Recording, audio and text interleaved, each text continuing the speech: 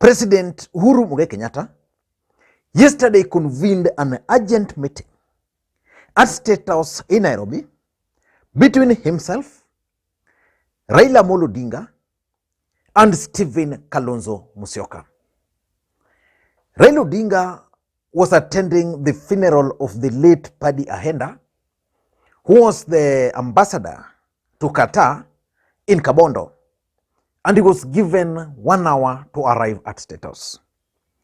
Stephen Kalonzo Musyoka was also chairing a meeting at Wiper Party headquarters. He was given like 45 minutes to arrive at Statehouse. I want us to look at that particular meeting, because that meeting, in my view, is significant because, number one, it is coming at a time when IEBC had actually shocked both William Samoei Arap Ruto and Raila Odinga over the running mate, that they must choose a running mate by 28th of April 2022, which is like now 9 days from now. Number two, it's also significant because it's also coming at a time when there are serious discussions and lobbying for running mate, especially within the NASA coalition. Just the same yesterday, Raila Odinga's allies within the Azimio Women League surprised Kenyans when they floated the name of Martha Karua. Stephen Kalonzo Musyoka and his allies have also been very categorical that they will only support Raila Odinga's bid for the presidency if they are given if Kalonzo Musyoka is made the running mate. And lastly, it's also significant because it's also coming at a time when the major political parties are actually conducting their primaries. So I want us to get into that particular meeting and look at the objectives why President Uhuru Kenyatta convened that meeting. Before we do that, for those who are watching this channel for the first time, I want you guys to take a second or two, click that subscribe button so that next time we produce a video like this, YouTube will automatically notify you. And to the subscribers, I want to continue. Thank you guys for your continued support, because without that support, this channel cannot be where it is. And I want also to introduce you guys to a global platform where you can sell and buy products, isorite.com. Now, guys, why do you think President Uhuru Kenyatta convened that meeting? I want to be a bit brief. Why do you think that meeting was convened? In my view, President Uhuru Kenyatta convened that meeting because of four main objectives. Number one, the running mate issue. If there's one thing which is derailing President Uhuru Kenyatta and Raila Odinga's bid of ensuring that Azimio wins the presidency, then it is the issue of the running mate. Who will be Raila Odinga's running mate? Stephen Kalonzo Musyoka is laying claim to that position. Martha Karua is emerging. And then there was the talk also of Peter Kenneth. Again, there was the moves by Peter Munya, although it's now coming clearly that Peter Munya might be out of equation because he did not resign as a public servant. So the issue of the running mate is actually giving these guys a problem. So President Uhuru Kenyatta and Raila Odinga, in my view, convened this meeting to discuss with Kalonzo Musyoka the issue of the running mate, whether it's going to be given or whether it's not going to be given. And one of the issues which was discussed in that meeting, in my view, is the technical committee. President Uhuru Kenyatta and Raila Odinga identified a technical committee which was going to use several other factors to arrive at the best running mate which can add value to Raila Odinga's bid. Stephen Kalonzo Musyoka already rejected that technical committee. So in my view, I think the president just went to assure Kalonzo that the technical committee is actually going to work and is going to deliver based on science, and that he should not lose hope that that person might even be him. And also, this meeting is about the running mate, and Kalonzo Musyoka is being told, because he might not be the running mate, to look at the bigger picture. The bigger picture in this matter is Raila Odinga becoming the president. Because if you followed the politics this week, Stephen Kalonzo Musyoka's allies were very clear that they will only support Raila Odinga's bid if Kalonzo is made the president, I mean the presidential running mate. So I think the president just wanted to assure Kalonzo that he must look at the bigger picture, that not all of them can be running mate. If the sons will say that this is Kalonzo cannot be the best candidate, then so be it. Number two, in my view, and I think this is also very important, Kalonzo Musyoka's allies. I think President Uhuru Kenyatta, I've studied President Uhuru Kenyatta's politics for long. The president is a guy who doesn't like people making noise. So I think there was too much noise coming from Wiper Party. Stephen Kalonzo Musyoka's allies were making a lot of noise, making a lot of demands, especially on the issue of the running mate.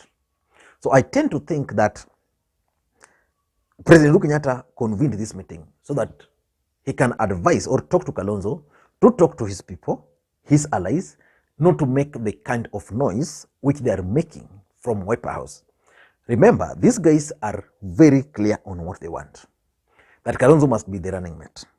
Kalonzo Musyoka has already agreed not to contest for the presidency because he can't do that. Of course, he can decide to shift his support to William Ruto, but again, there is that political parties bill which guides on how you can join any coalition. But Stephen Kalonzo Musyoka's allies have been coming up with demands after demands after demands. And I think the president is not very happy with this. And because Kalonzo Musyoka entered into Azimio via President Uhuru Kenyatta, I'm certain that the president wanted to talk to him. And remember, this is not the first time President Uhuru Kenyatta is talking to Kalonzo. He had even gone up to his home and had lunch there just to discuss all these issues. But Kalonzo Musyoka's allies are still making demands. So I tend to think that the president convened this and invited Raila so that Kalonzo can talk to his allies, not to make the kind of demands which, of course, they continue to make. Number three, the third reason why this meeting was convened, I think, is about the IBC deadline for choosing the running mate. The IBC deadline for choosing the running mate. IBC, from nowhere, is now saying that if you want to run for the presidency of the Republic of Kenya, you must have a running mate, which is in the constitution. But then that running mate must be identified by 29th of April, which is now 8 days. I was following some comments by Paul Mwangi. I don't know whether I can get them from my phone. I might not get it now. Paul Mwangi was stating something that IBC is actually wrong in their demands to have presidential candidate choose a running mate at a particular time. According to Paul Mwangi, that law only requires the political parties to name their presidential candidates, not the presidential candidate naming their running mate. So let us wait and see, and probably maybe they went to court. I mean, they met to figure out the implication of that particular statement by IBC, whether it's applicable or not, and if it's not applicable, I mean, if it's applicable, what next? And if it's not applicable, then should they go to court, or how are they going to approach it, politically or otherwise? So in my view, I tend to think that's something which was also discussed. Number four, in my view, the fourth thing is the campaign strategy, timeline. You see, Raila Odinga and Kalonzo Musyoka wasted the entire last week. Raila Odinga had started his campaigns accompanied by the three Ukambani governors. Kalonzo Musyoka is not keen or is not welcoming the three Ukambani governors to be part of the Azimio campaigns. Remember, the three Ukambani governors also entered into coalition arrangement with Azimio. But that momentum has been lost. So I tend to think that the reason why President Uhuru Kenyatta convened this meeting is that he wants this team to get serious. Because as things stand today, Kalonzo and Raila are not serious with the campaigns. That's the honest truth. They're just enjoying the goodwill of their supporters. So probably the president invited them to share with them or to discuss the campaign strategy. How are they going to campaign moving forward? The time frame, when are they hitting the ground? Because most political parties, nominations are ending. So should they wait until the end of those nominations? So I tend to think that's something which these guys discussed. The time frame, the timetable, and the strategy. Whether teams are going to be split and how other partners are going to come on board. Because remember, Azimio has around over 22 political parties. And in my view, number 5, this meeting by President Uhuru Kenyatta is about the NIS report. And I want to believe that the NIS report is not favorable to President Uhuru Kenyatta, to Raila Odinga, and to Stephen Kalonzo Musyoka. The president told these guys, they met, he unleashed that intelligence report, that this is the report, this is how we are faring. Now, what can we do? On the running mate, this is what the report is saying. In terms of winning, this is what the report is saying. We are not winning. Yeah, and for us to win, we must do A, B, C, D. So have a look at the report. Then you can now still go ahead and continue playing the games you are playing. And lastly, I also tend to think that President Uhuru Kenyatta also convened this meeting so as to figure out with these 3 gentlemen every other thing in Azimio. You know, there are a lot of pending issues within Azimio. How will Charity Ngilu Kivutha Kibwana operate with Kalonzo? You go to Coast, how will Joho and Kingi operate? You go to West, to Central. How will Central Kenya face UDA? Is it going to be through Jubilee? Or is it going to be other political parties, like when you go to Meru, we have the Mbas and the rest? So in my view, I tend to think that those are some of the issues which were discussed in this particular meeting. I don't know what you think, but that's my take. If you're watching the channel for the first time, please take a second or 2, click that subscribe button so that next time we produce a video like this, YouTube will automatically notify you.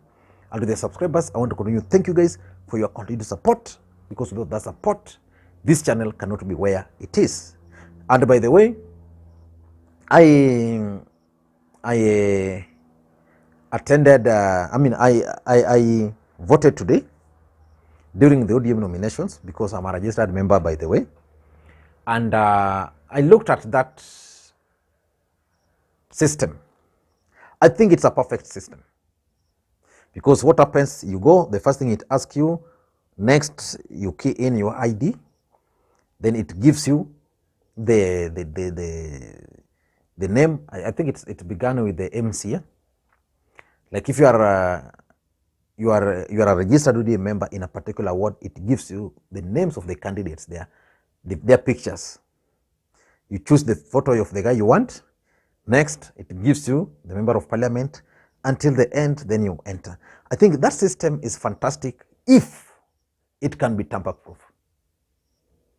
If that system can be tamper-proof, I think there is no need for IBC to continue wasting taxpayers' money in an unnecessary system. The only thing which needs to be done is to make sure that such kind of system are tamper-proof, so that once you vote, then that vote is going to count. Don't know what you think, but I think that system is tamper-proof. That's why in the MCs are not complaining, but I'm told there's a lot of tampering, maybe at the county level, at the MP level, but that system can work if it's implemented in good faith and goodwill. Don't know what you think? Bye-bye.